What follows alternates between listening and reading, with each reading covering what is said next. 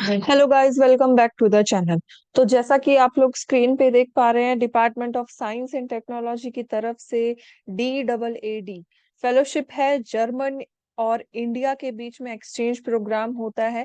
ज्यादातर बच्चों को ये पता है कि इंडो जर्मन एक प्रोग्राम है जो रिसर्च ओरिएंटेड और साइंटिफिक बैकग्राउंड को और ज्यादा एंगेजिंग और ज्यादा अपॉर्चुनिस्टिक बनाने के लिए DST प्लस DAAD। तो DST है वो इंडिया की है और DAAD है वो जर्मन की है। तो अब यहाँ पे इन दोनों के जॉइंट रिसर्च प्रोग्राम है। 2023 के लिए एप्लीकेशन जो है वो ओपन हो चुकी है और अभी 20 नवंबर तक ये ओपन है। तो पहली वीडियो DST की जो थी, जो हमारी थी women in science and technology, जो वाइज फेलोशिप थी, वो विमेन्स के लिए थी। ये वाली जो है DST DAAD डैड फेलोशिप, वो है पूरी प्योरली एक रिसर्च ओरिएंटेड स्कॉलर्स के लिए। रिसर्च ओरिएंटेड जितने भी अपॉर्चुनिस्टिक लोग हैं, मास्टर्स के बच्चे हैं या फिर साइंटिस्ट्स हैं या फिर उससे रिलेटेड जो भी इस क्षेत्र में काम कर रहे हैं, तो उनके लिए ये फेलोशिप है। तो ये एक इम्पॉर्टेंट मैसेज या फिर एक इम्पोर्टेंट वीडियो आप बोल सकते हैं, हम इसके ऊपर बना रहे हैं। 2-3 चैनल्स ने भी बनाए हैं इसके ऊपर वीडियो, लेकिन आज हम स्पेशली डेडिकेट करते हैं अपनी इस वीडियो को DST और DAAD फेलोशिप के लिए। जो हम बहुत ही एक ब्रीफ, हम नहीं बनाएंगे इस वीडियो को, बहुत ही एक्सप्लेनेटरी और एंगेजिंग वीडियो है ये आप लोगों के लिए। तो आप हमारे साथ जुड़े रहें।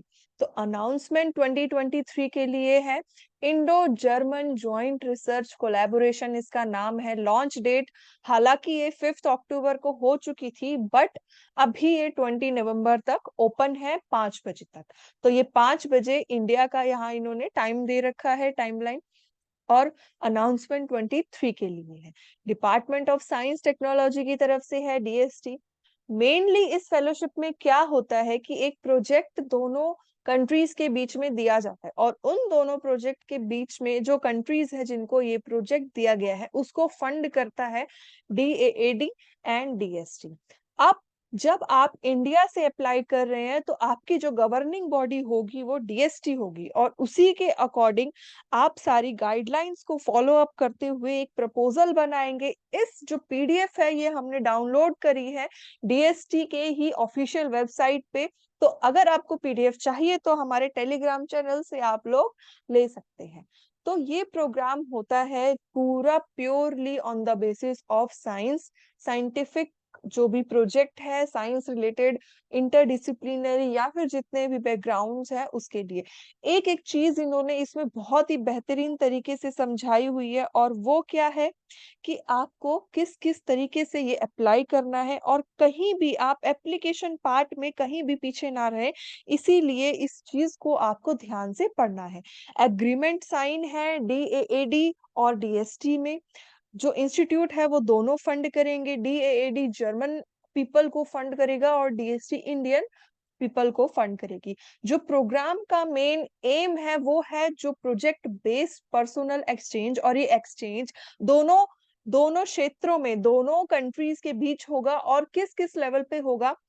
फर्स्ट साइंटिफिक, दूसरा कल्चरल, आपके जितने भी लैंग्वेज बैरियर हैं या फिर जो भी आप एक्सचेंज वहां पे, सपोज कि आप अपना कोई भी वर्क एक्सचेंज कर रहे हैं, अपने कल्चर्स एक्सचेंज कर रहे हैं, अपने बिलीव्स एक्सचेंज कर रहे हैं, तो एक ओवरऑल बहुत ही इमेंस फुल ये जो प्रोजेक्ट होने वाला है और इसका आपको बहुत ही बेनिफिट मिलेगा।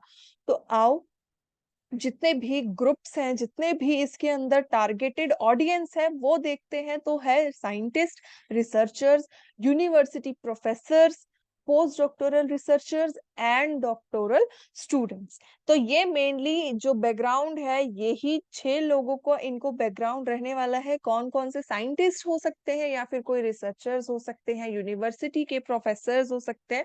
बिकॉज अगर आप किसी प्रोजेक्ट में अप्लाई कर रहे हैं तो आप किसी को कॉरेस्पॉन्डिंग या फिर किसी को एक रिस्पॉन्सिबिलिटी के रूप में देखेंगे, तो वो आपके, सपोज आप डॉक्टोरल स्टूडेंट्स है और आप कोलैबोरेशन में काम करते हैं, तो आप अपने जो PI है पर्सनल इन्वेस्टिगेटर है या गाइड है उनके साथ कर सकते हैं। तो वो अगर प्रोजेक्ट सेम है तो आप सेम कैटेगरी में डाल सकते हैं, प्रोजेक्ट डिफरेंट है तो आप वहां उनके नाम से और अपने नाम से भी इनको सबमिट कर सकते हैं। पूरी गाइडलाइन इसी वीडियो में हम बताएंगे आपको, धीरे धीरे अप्लाई कौन कौन कर सकते हैं। इन्होंने डिसिप्लिन दे रखे हैं तो सारे ही लगभग डिसिप्लिन इन्होंने कवर कर रखे हैं, क्योंकि एक साइंटिफिक प्रोग्राम है तो इसमें एग्रीकल्चर से लेके मेडिसिनल केमिस्ट्री हर एक डिसिप्लिन, हर एक एरिया के अंदर आप लोग फिल आउट कर सकते हैं एप्लीकेशन फॉर्म। और बहुत अपॉर्चुनिटीज है, अवेटेड है। तो अगर आप इसको अप्लाई करते हैं तो वो सारी अपॉर्चुनिटीज अनलॉक हो जाती हैं आपके लिए। आपको इंडिया और जर्मनी, जो जर्मन कंट्रीज है या फिर जर्मनी पर्टिकुलरली, तो वहां पे आपको काम करने का मौका मिलेगा। आपका जो एक प्रोस्पेक्टिव है वो पूरा ब्रॉडन हो जाएगा और आप धीरे धीरे एक वाइड रेंज ऑफ कम्युनिटी या wide range of scientific reasoning से अपने आप को कोरिलेट कर पाएंगे। और इसीलिए ये एप्लीकेशन बहुत ही इंपॉर्टेंट है। तो मैं ये सारी बातें आपको इसलिए बता रही हूँ ताकि आप अभी से ही धीरे धीरे एप्लीकेशन, इस टाइप की एप्लीकेशन फिल आउट करते रहें।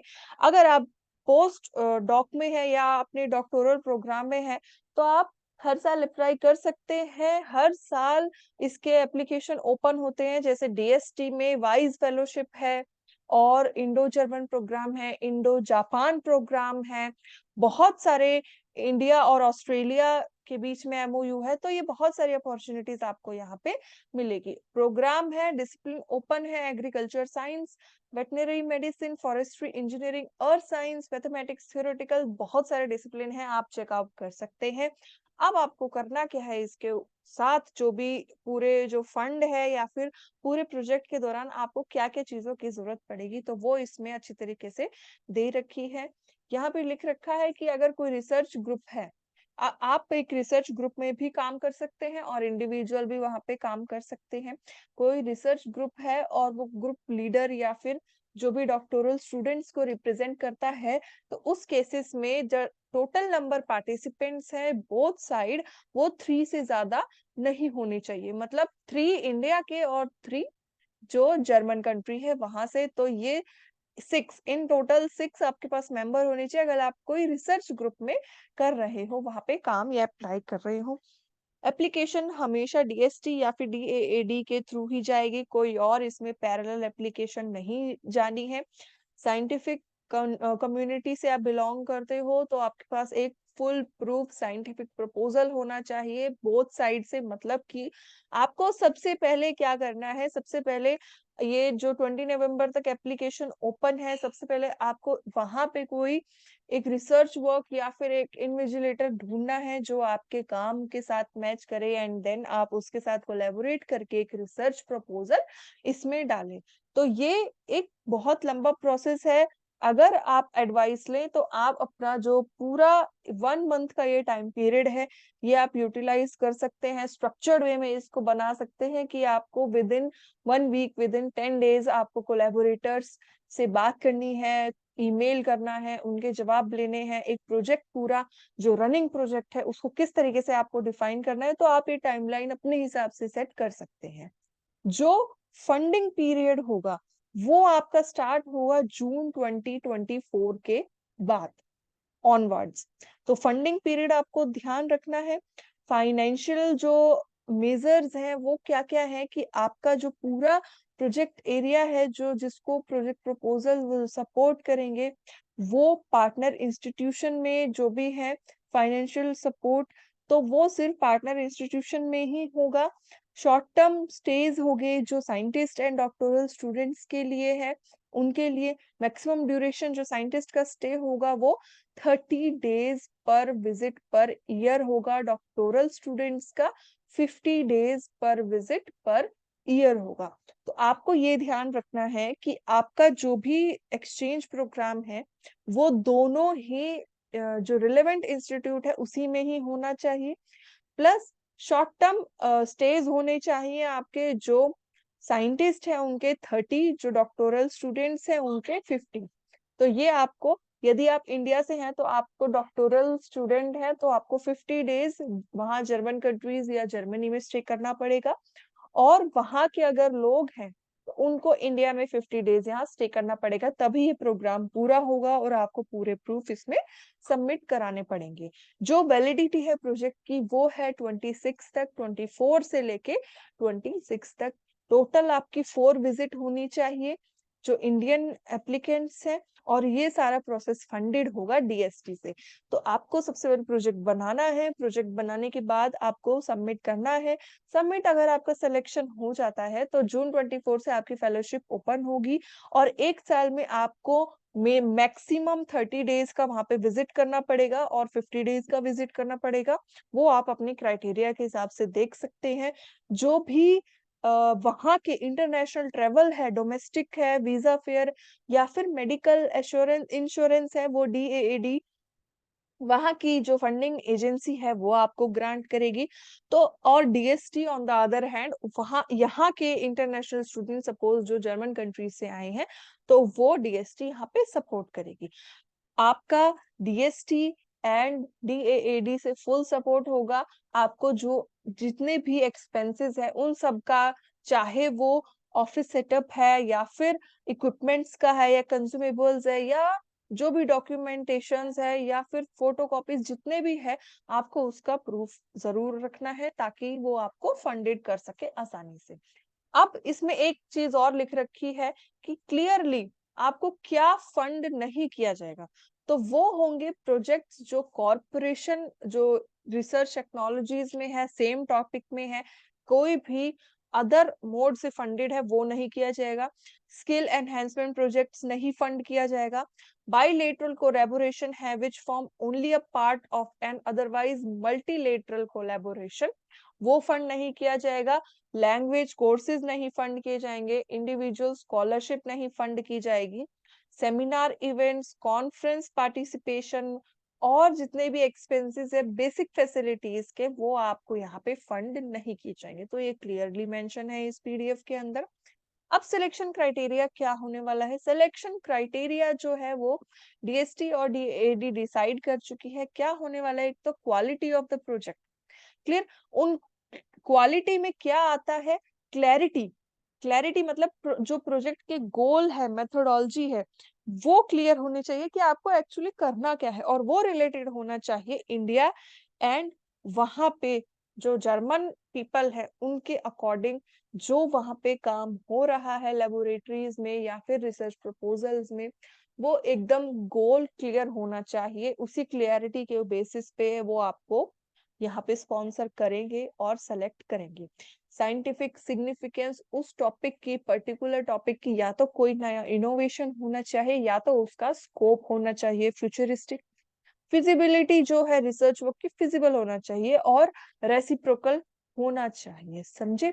तो मतलब आपको क्लैरिटी चाहिए मेनली, स्कोप चाहिए, फिजिबिलिटी चाहिए, और जो भी आपने रिसर्च वर्क दिया है, प्रपोजल दिया है, वो जो कॉम्प्लीमेंटेरिटीज है रिसर्च ग्रुप्स की, वो ऑब्जेक्टिव्स सेम होने चाहिए या कॉम्प्लीमेंट करने चाहिए। सपोज कि आपने यहाँ कोई रिसर्च प्रोजेक्ट लिख दिया है और आप जर्मनी में अपना कंडक्ट कर रहे हैं, तो आपके हिसाब से जो इंस्ट्रूमेंट यहाँ काम नहीं कर सकते या फिर यहाँ इंडिया के एज अ रिसोर्सेज जो कमी है, वो अगर वहां के रिसोर्सेज पूरा कर रहे हैं तो उसको हम कॉम्प्लीमेंट्री तरीके से देख सकते हैं। तो ये एक पॉइंट होता है सपोज इंस्ट्रूमेंट्स का या फिर कंटेंट का या मेथोडोलॉजी का, या फिर आपको वहां के कोई जर्मन इंस्ट्रूमेंट्स या फिर जर्मन साइंटिफिक टेक्नोलॉजी को अडॉप्ट करना है, तो वो सब कॉम्प्लीमेंट करनी चाहिए। और मेनली होना चाहिए यंग साइंटिस्ट। तो यंग साइंटिस्ट हम लोग मानते हैं कि within the age of 40 और 45 या बिलो 45। तो यहाँ ये पूरा आपका मैटर करता है कि किस तरीके से आपको वो लोग सेलेक्ट करेंगे। क्राइटेरिया है कि जो भी knowledge transfer between German and the Indian group, specifically scientist है तो साइंटिस्ट साइंटिफिकली रिलेटेड होना चाहिए। रिजल्ट्स जो भी है अगर आप कर चुके हैं या फिर आप उसको एक्सटेंड करना चाहते हैं, कंटिन्यूटी करना चाहते हैं, तो उसके रिजल्ट्स आपको वहां पे डालने पड़ेंगे। एडिशनल बेनिफिट्स है कि अगर आप इंटरडिसिप्लिनरी से हैं या फिर कोई भी कॉरपोरेशन है इंडियन पार्टनर के साथ, तो वो आपको हेल्पफुल करेगी इस प्रोजेक्ट में सेलेक्ट होने के लिए। जो भी बच्चे सबमिट करेंगे डीएसटी से या जितने भी साइंटिस्ट इसको सबमिट करेंगे, वो जो भी कॉपीज है एडवांस की, जितने भी प्रपोजल की कॉपीज है, कोई भी एक्सेप्टेड नहीं होनी चाहिए पहले, मतलब पहले के आप ड्यू डेट के, या फिर पहले किसी ने सेम प्रोजेक्ट सबमिट कर रखा है तो वो अगर आप उसी प्रोजेक्ट को वापस दे रहे हैं तो वो नहीं होगा सेलेक्ट। अब मेन बात करते हैं फेलोशिप के अलाउंस आपको क्या क्या मिलेंगे। तो यहाँ पे कैटेगरी 1 कैटेगरी 2 दे रखी है, क्लियरली मेंशन है कि जो यूनिवर्सिटी प्रोफेसर हैं विद पीएचडी वो 1.300 यूरो उनको मिलेगा, डॉक्टोरल स्टूडेंट्स को 1.050 यूरो मिलेगा। अब और यहाँ पे डेड फेल अलाउंस जो इंडियन प्रोजेक्ट ग्रुप्स हैं वहां पे उनको दे रखा है, ये 1.3 इन द सेंस 1300, ओके। और यहाँ पे 1.050 मतलब 1050। क्लियर, ये इस तरीके से डिमार्केट कर रखा है मैंने, पॉइंट लगाया तो मतलब 1300 और ये 1050। तो ये लमसम लमसम इनको जो ट्रेवल अलाउंस है वो यहाँ पे दिया गया है। जो डेड फेलोशिप है इंडियन प्रोजेक्ट के लिए जो ग्रुप 1 में एग्जिस्ट कर रही है, उनको पर डे के हिसाब से 96 यूरो मिलेंगे। तो स्टेज जो भी है आपका 1 से 22 दिन का या 23 दिन का या 1 महीने का, जो फुल मैक्सिमम पीरियड है 30 डेज, तो वो आपको लमसम इधर इन्होंने दिया गया है 2150 यूरो, जो बन जाता है 96 पर डे। कैटेगरी 2 में दे रखा है वो ही जो 50 डेज का है, सेम इन्होंने यहाँ पे 54 यूरो पर डे और 1200 यूरो पर डे जो लमसम यहाँ दिया गया है सेकेंड मंथ से, यहाँ पे सब चीज मेंशन है। अब जो डीएसटी पे करेगी स्टे के लिए, तो वो डॉक्टोरल साइंटिस्ट और जो भी प्रोफेसर हैं उनको करेगी 2500 पर मंथ पर डे के हिसाब से, जो मैक्सिमम हो सकता है 4000। अब DAD and DST reserves the right to make appropriate changes, ये इन्होंने एक लाइन लिखी है। कंडीशंस जो भी है इन्होंने फुलफिल यहाँ पे मांग रखी है, डेडलाइन है 20 नवंबर, और जो भी इनकी डेडलाइन है वो किसी भी केस में एक्सटेंड नहीं होगी। फंडिंग आपको बता दी जून 2024 से होगा। अब क्या क्या एप्लीकेशंस है, कहाँ आपको सबमिट करनी है, वो इन्होंने जो वेबसाइट है, ये वेबसाइट मेंशन कर रखी है, ये वेबसाइट हम अपने डिस्क्रिप्शन लिंक में भी डाल देंगे। तो इस वेबसाइट के ऊपर जाके आप चेक कर सकते हैं, वहीं पे ही सबमिट कर सकते हैं। और अगर आप इंडियन स्टूडेंट्स हैं तो यहाँ पे ऑनलाइन डीएसटी इसी की वेबसाइट के ऊपर आपको सबमिट करनी है। ये उनकी वेबसाइट है, ये हमारी वेबसाइट है इंडियन स्टूडेंट्स की। कोई प्रॉब्लम हो तो आपको यहाँ पे इन्होंने कॉन्टेक्ट नंबर दे रखा है, डीएसटी का भी कॉन्टेक्ट नंबर यहाँ पे दे रखा है, और पूरी डिटेल्स फुलफिल कर रखी है। अब हम आ जाते हैं एप्लीकेशन फॉर्म के ऊपर, जो है डीएसटी का एप्लीकेशन फॉर्म इंडियन एप्लीकेंट्स के लिए है। टाइटल ऑफ द प्रोजेक्ट आपको डालना है, सब्जेक्ट एरिया डालना है, नेम डेजिग्नेशन, ये सब आपको अपनी इंफॉर्मेशन पुट करनी है। इंस्टीट्यूशंस एंडोर्समेंट लेटर है, जो आपका जहाँ जो सिग्नेचर है इंडियन पीआई का और सिग्नेचर ऑफ जर्मन पीआई का, ये आपको इसमें सब चीज मेंशन करनी है। Signature with head of the institute, seal आपको ऑफिशियल सील चाहिए। देन आपके पास पार्ट 2 के अंदर ये 11 जो मेजर्स है वो आ जाते हैं। क्या है? Project title, scientific objectives, current state of the research technology, proposed activities जितनी भी है, या फिर प्रीलिमिनरी अगर आपके इंडियन या जर्मन साइड में कर रखी है। कंपैटिबिलिटी जो मैं पहले डिस्कस कर चुकी हूँ। अगर आपके पास रिजल्ट है तो आप रिजल्ट डाल सकते हैं एक्सटेंशन का, और अगर नहीं है तो एक्सपेक्टेड आउटकम या फिर एक हाइपोथेसिस या डिसेमिनेशन प्लान आप लिख सकते हैं। लिस्ट ऑफ माइलस्टोन्स मतलब कि किस टाइम लैप्स में, कितने टाइम स्केल में जितनी भी ये आपकी जो एक्टिविटीज है ये अचीव हो जाएगी, वो आपको मेंशन करना है। अगर if you are working with some kind of animal model या फिर किसी भी चीज में, तो आपके पास अगर एथिकल सेफ्टी है की रिक्वायरमेंट है तो आपको यहाँ पे लिखनी है। पब्लिकेशंस होने चाहिए, ये मेन वो है, क्योंकि यहाँ पे अगर साइंटिस्ट है तो उनके पास पब्लिकेशन ऑफ कोर्स होने चाहिए। अगर आप डॉक्टोरल और साइंटिस्ट के ग्रुप में परफॉर्म कर रहे हैं तो आप अपने और अपने पीआई दोनों के ही पब्लिकेशंस डाल सकते हैं। जो भी है विजिट, सब आपको यहाँ पे इसके अंदर बहुत अच्छी तरीके से लिखना है। जर्मन साइंटिस्ट टू इंडिया इन्होंने स्पेशली दे रखा है कि कितने कितने आपको यहाँ पे मिलेंगे। And then visit of German scientist to India, ये सब इन्होंने बहुत अच्छी तरीके से मेंशन कर रखी है। ये जो पार्ट 4 है ये मेनली सिर्फ इंडियन पार्टनर्स के लिए है, कि जो लिस्ट ऑफ ऑनगोइंग कंप्लीटेड या ऑनगोइंग प्रोजेक्ट्स हैं वो आपको ब्रीफली यहाँ एक्सप्लेन करना है। इंफ्रास्ट्रक्चर जो है वो एक्सप्लेन करना है। तो पार्ट 4 मेनली इंडियन एप्लीकेंट्स के लिए है, वो मेंशन करेंगे। कोई भी अगर जैसे मैंने बताया एनिमल मॉडल है या फिर जेनेटिकली मॉडिफाइड ऑर्गेनिजम्स आपने लिए हैं, एनिमल ट्रायल्स है, रेडियो एक्टिव मटेरियल्स है, तो वो आपको बहुत अच्छी तरीके से यहाँ पे लिख देना। तो ये था पूरी एक जो पीडीएफ है डीएसटी और डीएएडी फेलोशिप की, तो वो यहाँ पे दी गई है। आपका एक्सचेंज प्रोग्राम है, आपको स्टे करना पड़ेगा वहां पे। Maximum 30 to 50 days, minimum 22 days आपका है। और इसमें आप बहुत सारी चीजें सीखेंगे, एक ब्रॉडर पर्सपेक्टिव मिलेगा। तो आपको अगर अपने हिसाब से ये फेलोशिप बेनिफिशियल एडवांटेजेस लगती है तो आप अप्लाई कर सकते हैं 20 नवंबर तक। So thank you very much for watching the video and all the best.